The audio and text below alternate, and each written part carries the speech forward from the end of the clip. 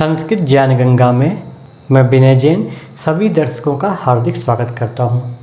हमने पिछले एपिसोड में ग्रह कार्य के निमित्त कुछ वाक्य बनाने को दिए थे। आइए उन वाक्यों पर आज हम चर्चा कर लेते हैं। सबसे पहला वाक्य था वह विद्यालय जाए, सः विद्यालयं गच्छतु। लगभग सभी वाक्य लोट लकार के दिए थे, अतः लोट लकार का प्रयोग होगा। यहाँ गच्छतु क्यों आया? क्योंकि साह जो दिया हुआ है वो प्रथम पुरुष एक वचन का है। वह भोजन करे, सः भोजनम करोतु। वह पुस्तक पढ़े, सः पुस्तकम पठतु। वे दोनों हंसें, तौ हसताम। यहाँ हसताम क्यों आया? क्योंकि वे दोनों हैं और वे दोनों के लिए संस्कृत में शब्द है तौ, इसलिए यहाँ हसताम आया। वे दोनों पाठ पढ़ें, तौ पाठम पठताम। पाठ पढ़ें मतलब पाठ को पढ़ें, इसलिए पाठम। वे दोनों गाना गाएं, तौ गीतम गायताम। वे सब कार्य करें, ते कार्यम कुर्वन्तु। यहाँ ते है, इस वजह से कुर्वन्तु आ रहा है। वे सब दौड़ें, ते धावन्तु। वे सब विद्यालय जाएं, ते विद्यालयम गच्छन्तु। यहाँ सभी स्थानों पर ते होने के कारण बहुवचन की क्रिया आ रही है। तुम पुस्तक मत चुराओ, त्वम पुस्तकम मा अथवा ना चोरे। चोरे मध्यम पुरुष एक वचन लोट लकार, त्वम है इस वजह से चोरय आ रहा है। चोरयतु, चोरयताम, चोरयन्तु, इस तरीके से लोट लकार में रूप चलेंगे। तुम भोजन करो, त्वम भोजनम कुरु। तुम नाचो, त्वम नृत्य। तुम दोनों क्रीड़ा करो, युवाम क्रीड़ाम कुरुताम। युवाम है इस वजह से यहाँ कुरुताम आ रहा है। तुम दोनों गीत गाओ, युवाम गीतम गायताम। तुम दोनों पाठ पढ़ो, युवाम पाठम पठताम। तुम सब यहाँ आओ, यूयम अत्र आगच्छथ। यहाँ यूयम है इस वजह से आगच्छथ आ रहा है, मध्यम पुरुष बहुवचन। तुम सब धर्म करो, यूयम धर्मम कुरुथ। तुम सब पाप मत करो, यूयम पापम मा अथवा न कुरुथ। यूयम की वजह से यहाँ कुरुथ आ रहा है, मध्यम पुरुष बहुवचन। मैं यहाँ आऊँ आज्ञा मांगने के अर्थ में। अहम अत्र अथवा इह आगच्छानि, याद रखिएगा आगच्छानि लोट लकार उत्तम पुरुष एक वचन में आगच्छानि। लट लकार में मी आ रहा था, यहाँ आगच्छानि आएगा। मैं जाऊं, अहम गच्छानि।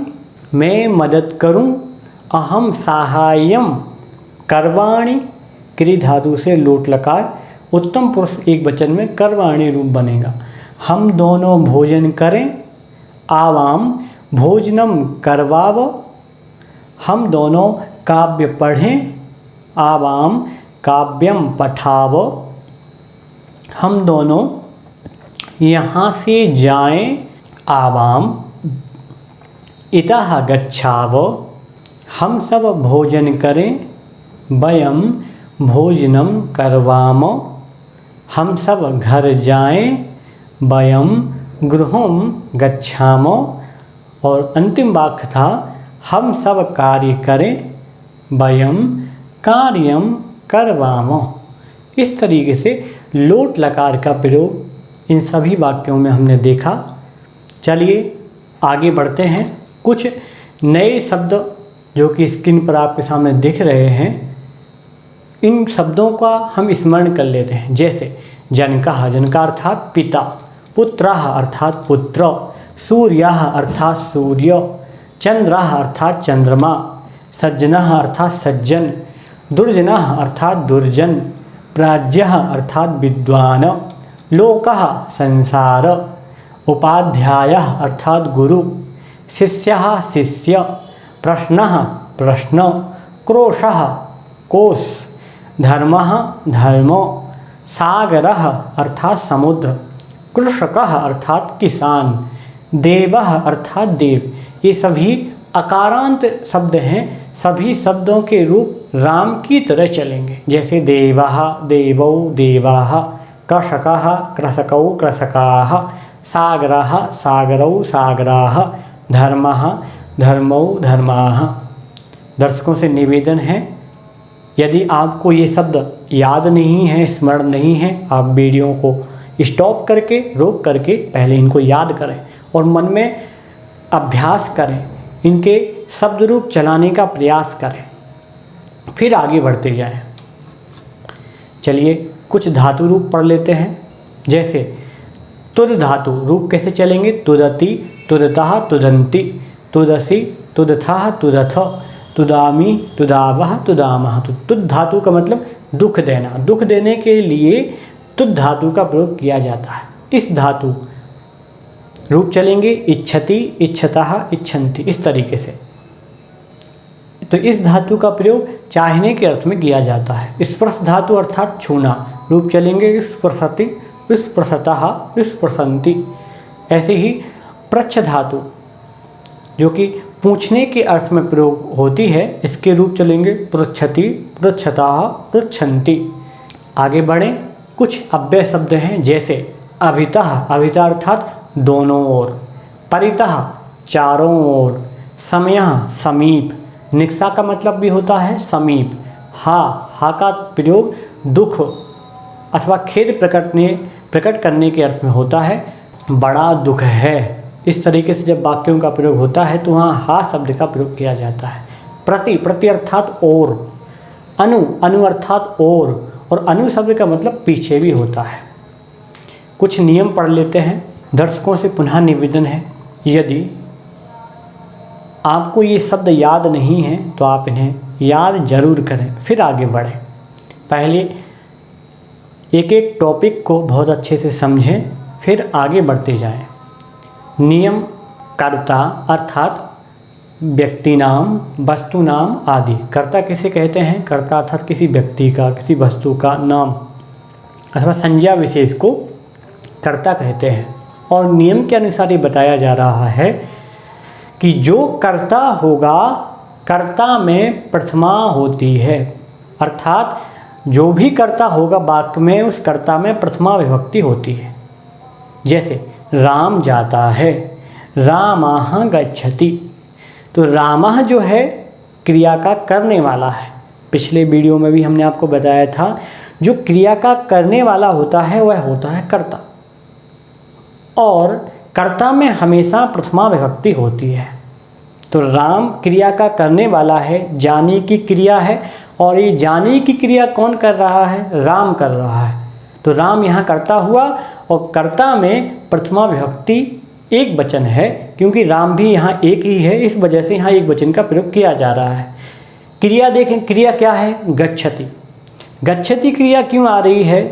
क्योंकि राम एक ही है। अगर त्वम अथवा अहम शब्द होता तब मध्यम पुरुष अथवा उत्तम पुरुष का प्रयोग किया जाता, लेकिन सातौते और अन्य जितने भी शब्द हैं, समस्त शब्दों का प्रयोग प्रथम पुरुष में ही किया जाता है। और चूँकि राम एक है, इस वजह से प्रथम पुरुष एक वचन आया है। अगला नियम पढ़ें। किसी को संबोधन करने में अर्थात पुकारने में संबोधन विभक्ति का प्रयोग होता है। जैसे हे मोहन हंसो, वाक्य क्या बनेगा? मोहन हंसतु।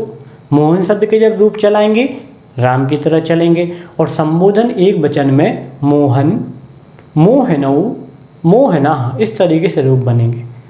चूँकि मोहन एक है, इस वजह से संबोधन एक वचन का प्रयोग हुआ मोहन। हंसो के लिए हंसतु, लोट लकार का प्रयोग। तो मोहन जो है संबोधन का रूप है और एक वचन है, और क्रिया जो आ रही है वो क्रिया भी एक वचन की आएगी, क्योंकि मोहन एक वचन में है। तो किसी को संबोधन करने में, पुकारने में संबोधन का प्रयोग किया जाता है। कुछ वाक्यों का अभ्यास कर लेते हैं। जैसे हे कृष्ण यहाँ आओ। हे कृष्ण संबोधन कर रहे हैं तो संबोधन विभक्ति का प्रयोग होगा हे कृष्ण। यहाँ अत्र आओ आगच्छतु। बालक पढ़ो संबोधन कर रहे हैं बालक को तो बालक पठतु। हे सीता ध्यान करो। सीते ध्यायतु। याद करिए सीता शब्द आकारांत है और यह शब्द रमा शब्द की भांति चलेगा और रमा शब्द के संबोधन एक वचन में रमे बनता है तो सीता शब्द से भी संबोधन एक वचन में सीते बनेगा तो सीते ध्यायतु। ऐसे आगे देखें हे सुनीता गीत गाओ तो सुनीते गीतम गायतु। सुनीता शब्द भी रमा की तरह चलेगा तो रमा से जैसे रमे बनता है वैसे ही सुनीता शब्द से सुनीते बनेगा तो सुनीते गीतम गायतु। अगला नियम देखें कर्तुरीप्सितमं कर्म। जब तक आपको याद नहीं हो तब तक इन सूत्रों का उच्चारण करते रहें। इन सूत्रों को याद कर लें। प्रचित करेंगे कर्तुः ईप्सितमं कर्म तो कर्ता जिसको बहुत अधिक चाहता है उसे कर्म कहते हैं। तो कर्ता किसको अधिक चाहेगा या तो किसी व्यक्ति को अथवा वस्तु को अथवा क्रिया को। तो कर्ता जिसे बहुत अधिक चाहता है वह है कर्म। और अगला सूत्र है कर्मणि द्वितीया। कर्म में द्वितीया विभक्ति होती है। जैसे हे मोहन विद्यालय जाओ। मोहन विद्यालयम गच्छतु। मोहन में यहाँ संबोधन एक वचन का प्रयोग हुआ है। गच्छतु यहाँ क्रिया है। संबोधन का रूप एक वचन में है इसलिए क्रिया भी एक वचन की है। विद्यालय में यहाँ द्वितीया विभक्ति का प्रयोग हुआ है क्योंकि विद्यालय यहाँ कर्म है। मोहन किसको अधिक चाह रहा है? विद्यालय को मोहन अधिक चाह रहा है इस वजह से विद्यालय कर्म हुआ और कर्म में द्वितीया विभक्ति होगी। कुछ वाक्यों का अभ्यास कर लेते हैं। जैसे राम गांव को जाता है। रामः ग्रामं गच्छति। विद्यार्थी पुस्तकालय जाता है। विद्यार्थी पुस्तकालयं गच्छति। बालक जल पीता है। बालकः जलं पिबति। गीता पुस्तक पढ़ती है। गीता पुस्तकं पठति। इन सभी में देखिए ग्रामम, पुस्तकालयम, जलम, पुस्तकम सभी स्थानों पर द्वितीया विभक्ति आई हुई है। क्यों? क्योंकि ये कर्म है और कर्म में द्वितीया विभक्ति होती है। अगला नियम पढ़ें। अभितः परितः समया निकषा हा प्रति अनु। अभी हमने इन शब्दों के अर्थ भी कुछ समय पहले पढ़ ही लिए हैं। अभितः अर्थात दोनों ओर, परितः चारों ओर, समया और निकषा मतलब समीप, हा दुख प्रकट करने में, खेद प्रकट करने में, प्रति अर्थात और अनु अर्थात और अथवा पीछे। तो ये शब्द हैं। इन शब्दों के साथ द्वितीया विभक्ति का प्रयोग होता है। उपर्युक्त संस्कृत शब्दों का किसी वाक्य में प्रयोग हो रहा हो तो वहाँ इन शब्दों के साथ द्वितीया विभक्ति का प्रयोग करें। मतलब क्या हुआ? अगर ये शब्द किसी भी वाक्य में प्रयोग में लिए जा रहे हों तो इन शब्दों के साथ हमेशा द्वितीया विभक्ति आएगी। जैसे गांव के दोनों ओर वन है। अब याद रखें गांव के आ रहा है। हमने कारकों में पढ़ा था का के जहाँ आता है वहाँ षष्ठी संबंध होता है। चूँकि यहाँ षष्ठी विभक्ति का प्रयोग होना चाहिए लेकिन दोनों ओर के लिए संस्कृत में शब्द है अभितः। तो अभितः शब्द के साथ हमेशा द्वितीया विभक्ति का प्रयोग होगा। इसलिए वाक्य बनेगा ग्रामम अभितः वनम अस्ति। वन के समीप नदी है। वनम निकषा, समीप के लिए शब्द क्या है? समया अथवा निकषा। दोनों में से किसी भी शब्द का प्रयोग कर सकते हैं। और नियम है निक्सा अथवा समया शब्द के साथ द्वितीय विभक्ति आएगी, इसलिए वनम निक्सा नदी अस्ति। विद्यालय के चारों ओर घर हैं।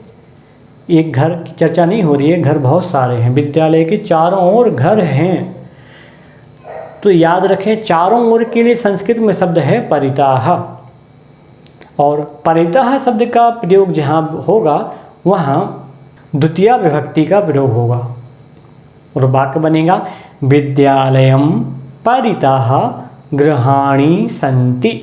गृह शब्द के रूप भी गृहम, गृहे, गृहाणि पुस्तक की भांति चलेंगे। विद्यालय के समीप वृक्ष है। विद्यालयम समया वृक्षाः अस्ति। यहाँ समया है, इस वजह से विद्यालयम यहाँ द्वितीय विभक्ति का प्रयोग हुआ है। तो देखिए ग्रामम, वनम, विद्यालयम, विद्यालयम इन सभी स्थानों पर द्वितीय विभक्ति है और इनके आगे तद विषयक शब्द आ रहे हैं, जैसे अविता, निक्सा, परितः, समया। इन शब्दों की वजह से यहाँ सभी स्थानों पर द्वितीय विभक्ति का प्रयोग किया जा रहा है। कुछ और वाक्य देखें। दुर्जन के लिए खेद है। हा दुर्जनम, हा अर्थात खेद प्रकट करना, और हा के साथ द्वितीय विभक्ति का प्रयोग होगा, इसलिए यहाँ दुर्जन रूप आया है। तो हा दुर्जनम। सीता राम के पीछे जाती है। सीता रामम अनुगच्छति।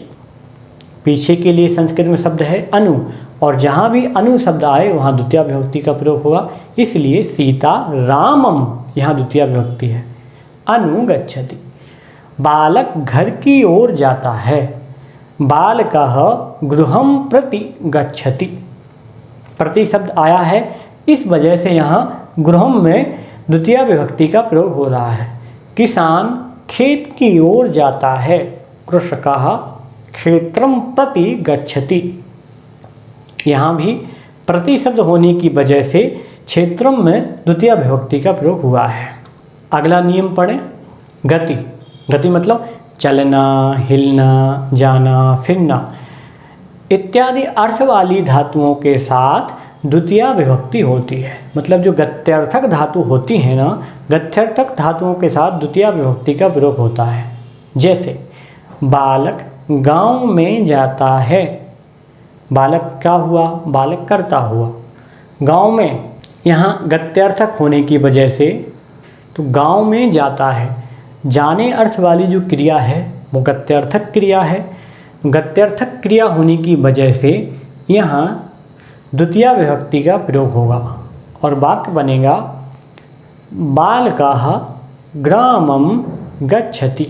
कुछ अन्य वाक्य देखें, जैसे वन में विचरण करता है। चूँकि वन में विचरण करता है, में आ रहा है तो सप्तमी विभक्ति होनी चाहिए, परंतु यहाँ सप्तमी विभक्ति का प्रयोग ना होकर के वनम विचरति। विद्यालय में जाता है। विद्यालयम गच्छति। भूमि पर चलता है। भूमिम चलति। किसान खेत पर जाता है। कृषकः क्षेत्रम गच्छति। तो उपयुक्त वाक्यों में चूँकि सप्तमी विभक्ति का चिन्ह नजर आ रहा है, परंतु फिर भी गत्यर्थक धातु होने की वजह से यहाँ सभी स्थानों पर द्वितीय विभक्ति का प्रयोग किया गया है। कुछ वाक्य दिए जा रहे हैं गृह कार्य के निमित्त, जैसे बालक विद्यालय जाता है। बालिका विद्यालय की ओर जाती है। कन्या फल चाहती है। गुरु प्रश्न पूछता है। पुत्र फूल छूता है। पिता सूर्य को देखता है। पुत्र चंद्रमा को चाहता है। दुर्जन सज्जन को दुख देता है। पुत्र गांव के पास बैठा है।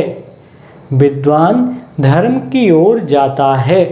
गुरु के पास शिष्य बैठा है। शिष्य समुद्र के विषय में पूछता है।